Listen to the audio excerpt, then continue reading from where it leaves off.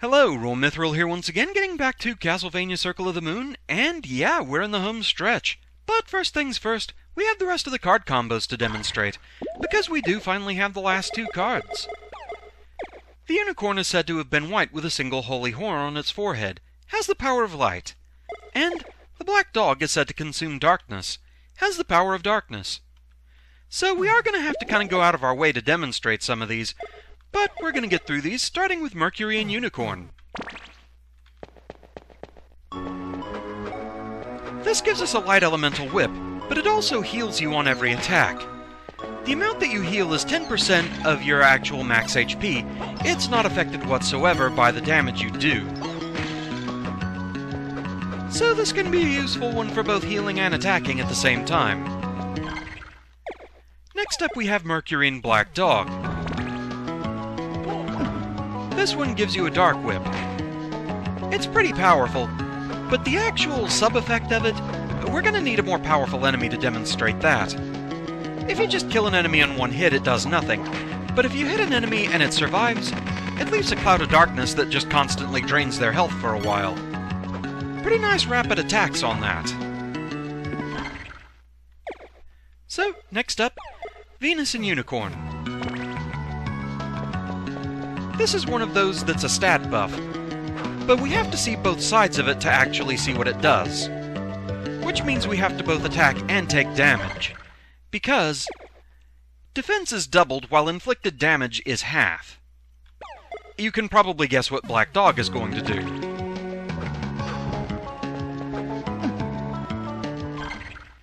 Yes, it's the exact opposite. Damage is doubled, defense is halved. So next up, Jupiter and Unicorn. This gives you a bubble shield. It defends you against enemy attacks.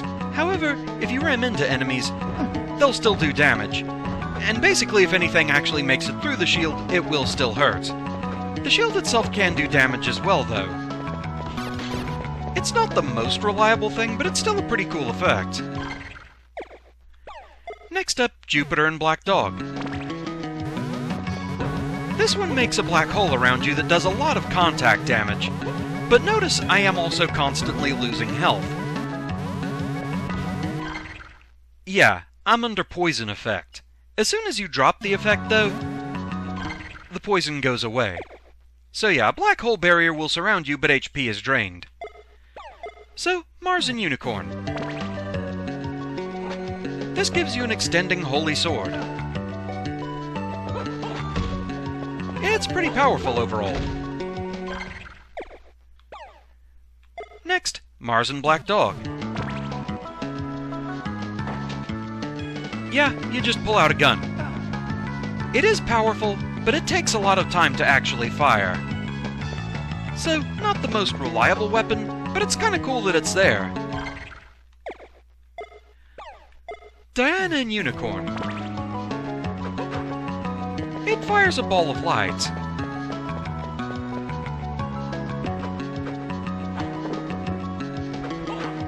It does also have homing capabilities. Diana and Black Dog.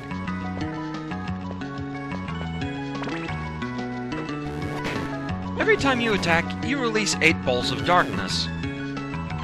Pretty nice attack, that one. Apollo and Unicorn. This is one of those Street Fighter input combos. And it rains holy arrows from the sky. Apollo and Black Dog.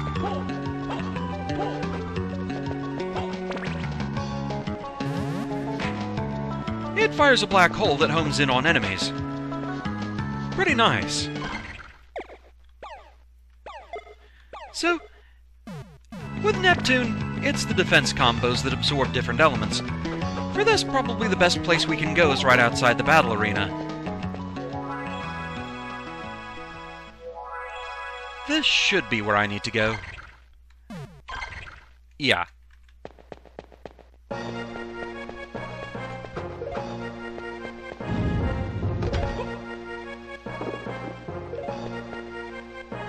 Because if we go down here,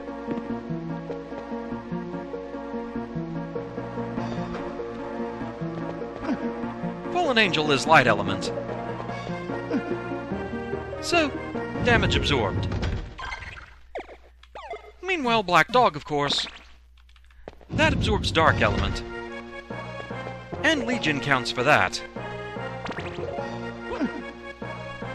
So, there we go. Those are out of the way. So let's just get back out of here real quick. Because if I don't have to deal with Fallen Angels, I'd rather not. So, back to where we were. And our next combo is Saturn and Unicorn. So, we're at the familiars now. This one summons a cherub. Every time you attack, or if you hold down the whip, it fires an arrow.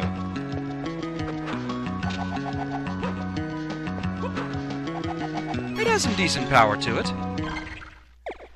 Next up we have Saturn and Black Dog. This one's interesting. The imp does nothing by itself, not even if you attack. But if you do a whip spin, it charges up, and then fires a volley of shots depending on how long you were charging. So, pretty interesting idea, that one. So now it's time for the summons. These ones actually aren't so seizure-inducing, thankfully. So let's summon a unicorn. Note, however, I don't think the unicorn does any damage, it just heals you. But then there's Black Dog. This one actually does do damage.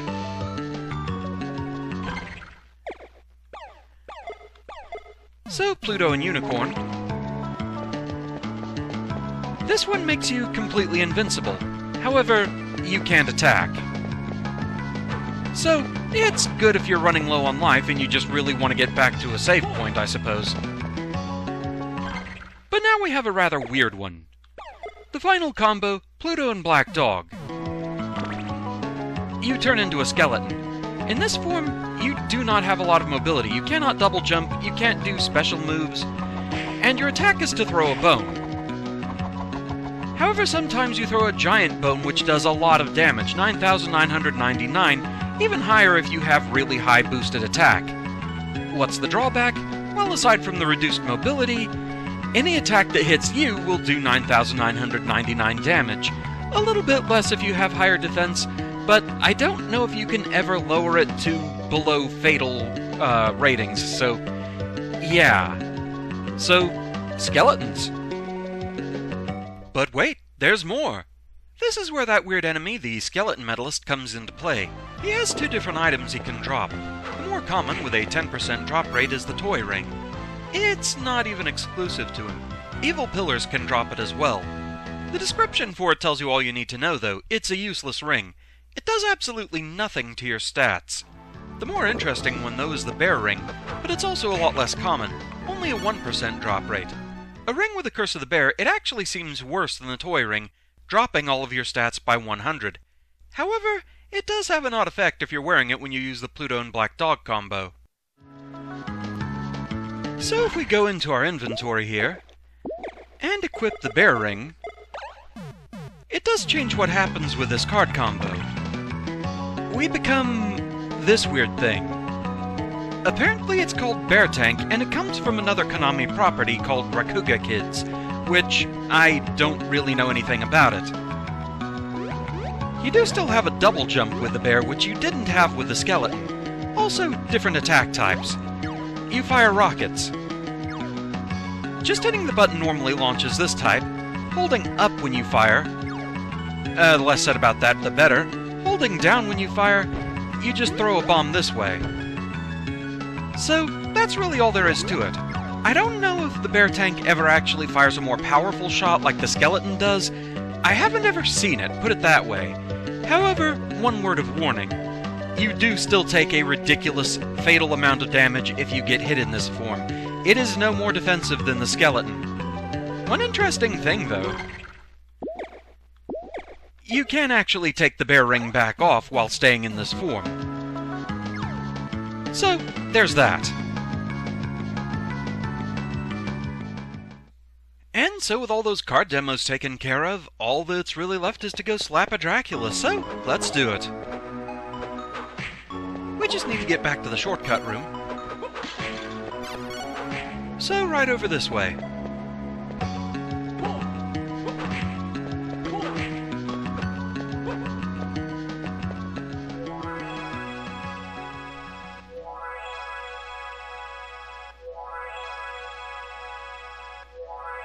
This should be our stop. Indeed it is. So, let's go.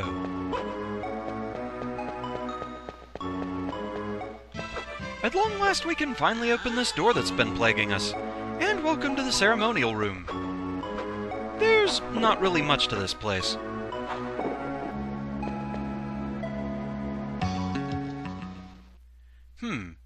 You've done well to come so far. Master! Impeccable timing. The time for the rite is upon us. Your soul will become ours as well.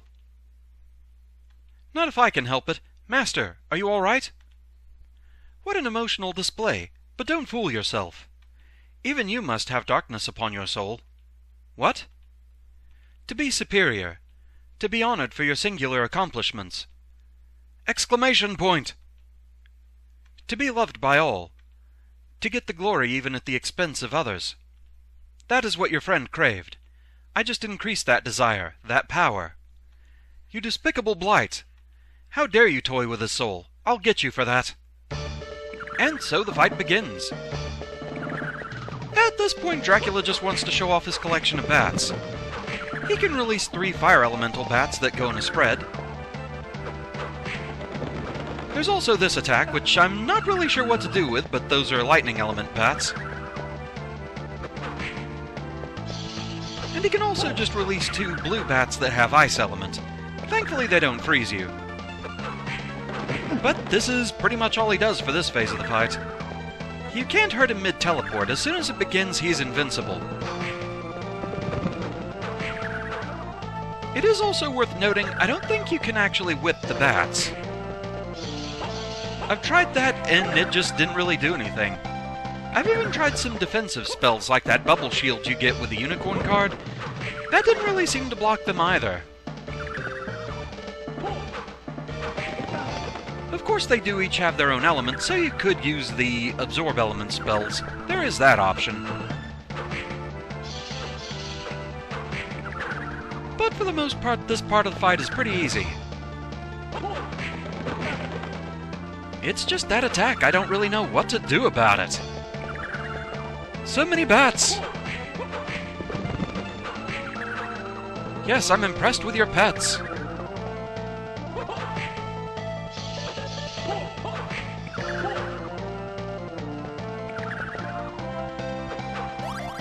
And there we go. Of course, that's not the end. Power. I need my full power. To space! Huh?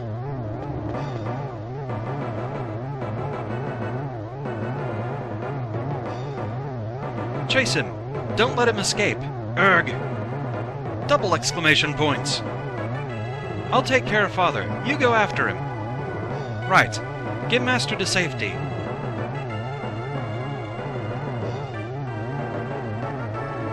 Nathan, banish Dracula, and then make sure you get out. I will.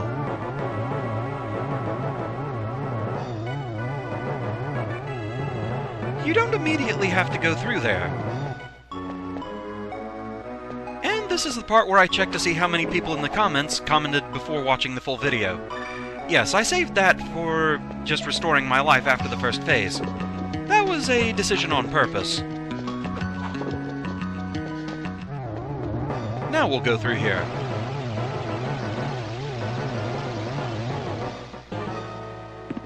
And as usual, Dracula has a really goofy final form.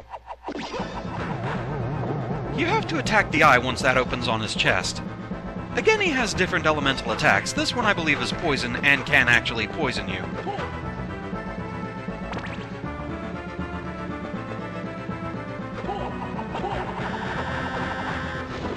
A lot of those attacks, you just want to go up to stay out of the way of them.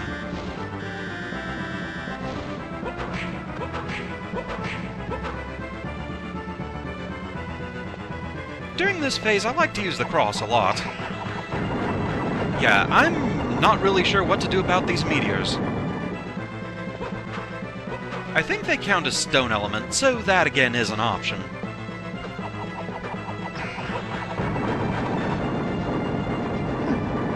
I'd wondered if maybe you could just keep jumping against the ceiling and somehow dodge it that way, but apparently not.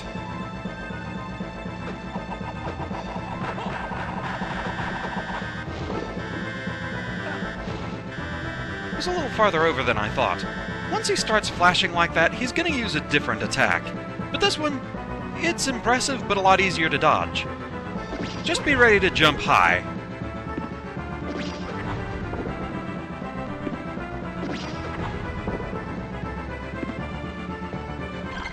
Once he's gone away for a while, he's gonna do something different. At this point, I'm gonna switch my cards up. Where's the one I want?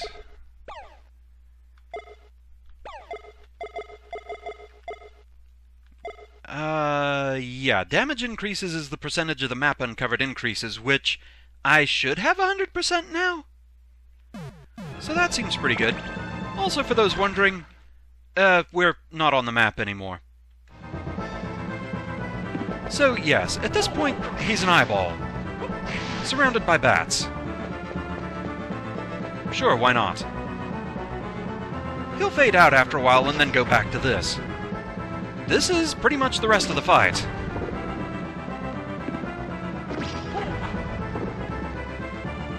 He'll do the dash, I think, anywhere from 1 to 4 times. After that, just be ready to whip the eye. You can take out the bats, but that's not going to help you any. Also, just to conserve some magic here.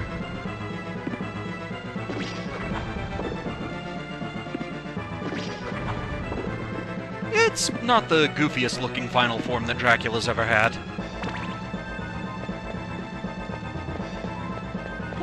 I always forget which one that is. I think that award goes to Harmony of Dissonance, maybe. There's one where he just turns into a pile of organs and it looks really silly.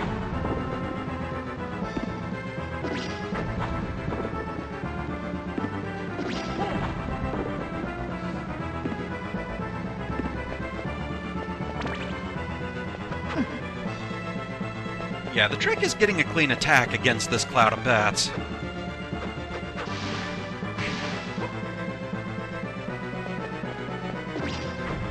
I'm not sure if maybe there's a sub-weapon that's actually good for this fight. The cross is just too good for the first phase. It's kind of tricky to get a good hit with it in the cloud of bats, though, targeting the small eye there. But I did get a hit with it anyway.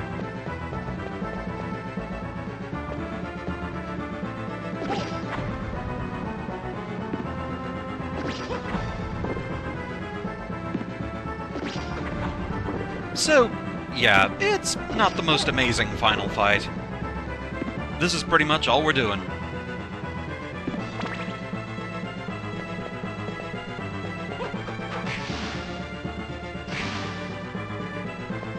Like, the first phase of this fight is where he has all the intimidating attacks. The second phase, he's just annoying to actually hit.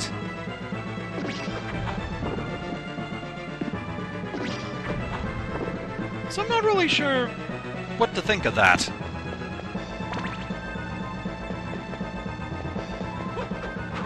But it's what we have to deal with, and so we shall.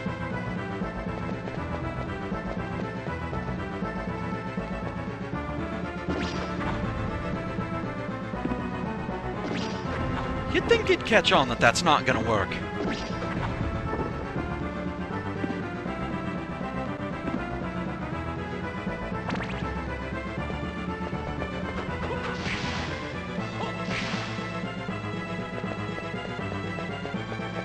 Not really sure how many hits we're gonna need here.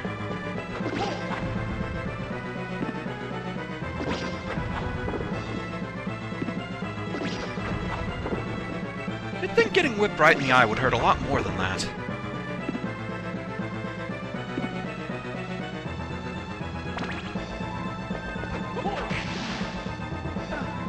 Now, for a minute I thought I was done. I was horribly, terribly wrong.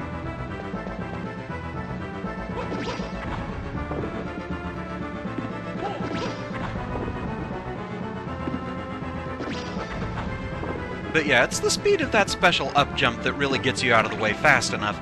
He can track you pretty good otherwise.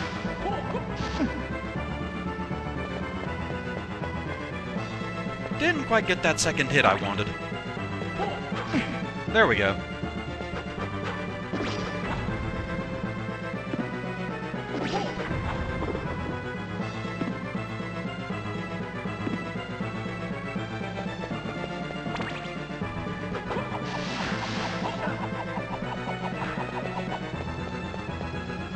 The bats can still do some damage, but we've been through worse. We cleared the battle arena after all.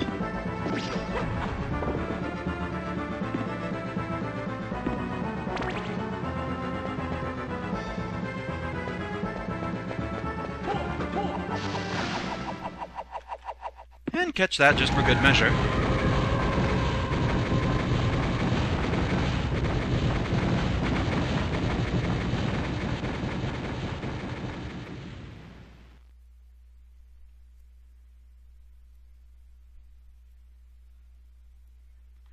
It is a wasted effort. I will never be truly gone. So long as there is darkness and desire in the soul of man, I will continue to be revived. And we will be there to stop you. You can bet on that.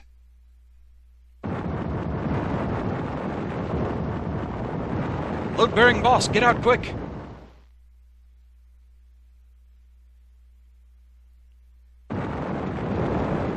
And that's the way the castle crumbles.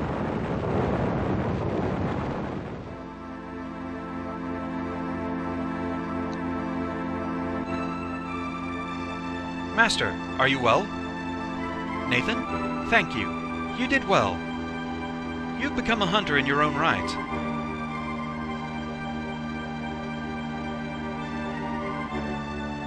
Hugh, I need to thank you as well. But your training must begin anew. I know, Father. I will train like I was reborn to become worthy.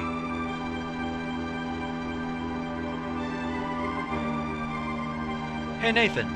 If you become soft, I'll take over for you. I look forward to the challenge, Hugh.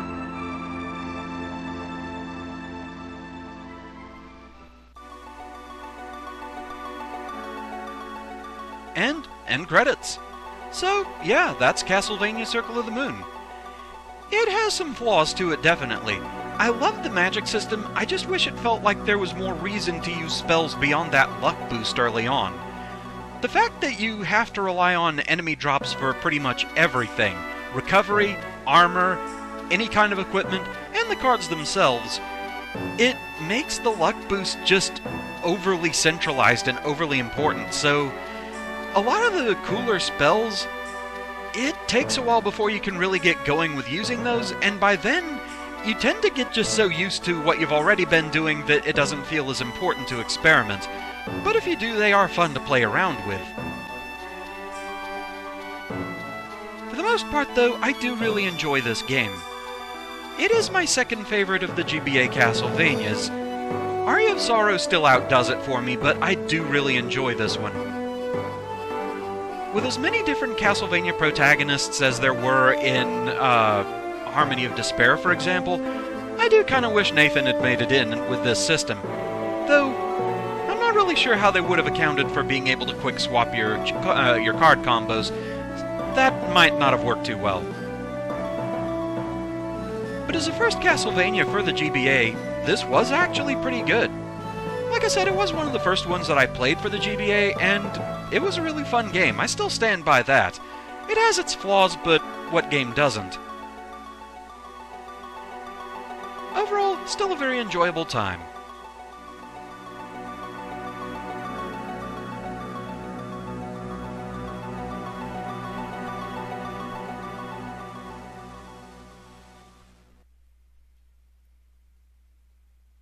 Congratulations, you get Magician's password, Fireball. Please input it on the name entry screen. So, yes, after beating the game once, you get a password. If you use this as your name, you start the next game in a different mode.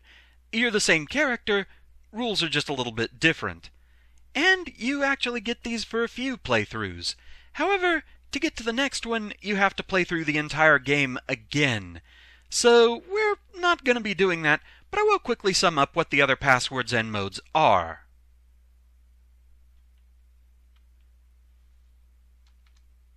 But with that, yep, we're back to the title screen. Now, one convenient thing I do want to show here, though, is that if you go to Data Select, any passwords that you've earned and can actually use, they're displayed there on the left. So, yeah, Magician mode is not the only one. So the first time you beat the game, you unlock Magician mode.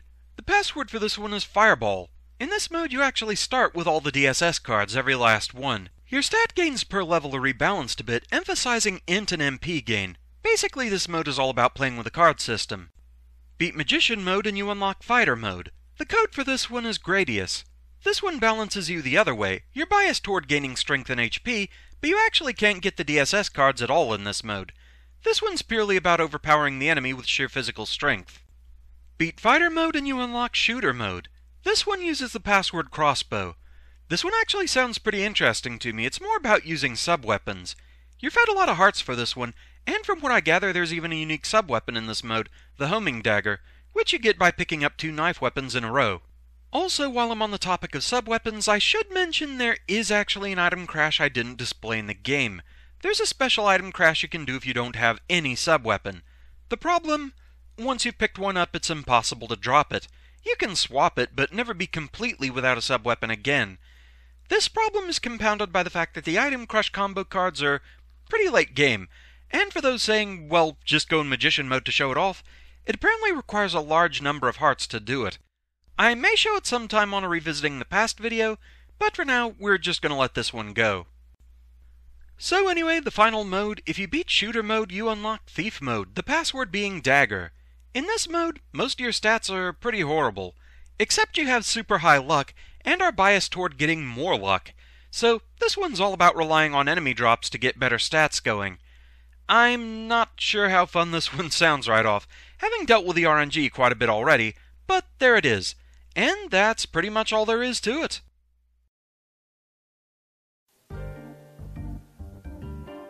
And so it's time to bring Castlevania Circle of the Moon to a close. It may not be the greatest Castlevania out there, but it's still a pretty fun one in my opinion, so I was happy to come back and play through this one. A lot of the problems I have with this game, more encouragement to play around with the equipment, having a shop, etc., it actually felt like they got addressed by Aria of Sorrow, so that's kind of interesting to see. The magic system though is still fun, and so I enjoyed getting to play through this game again for you. So, coming up next on the channel, well, I'll be posting a Talkie Bit vid to let everyone know what's going on. Durgan has some dentistry to attend to, oh boy. But with that, thank you all for watching. As always, thank you for your continued support. I hope you enjoyed my Let's Play Castlevania Circle of the Moon, and I shall see you again next time. Until then, fare thee well.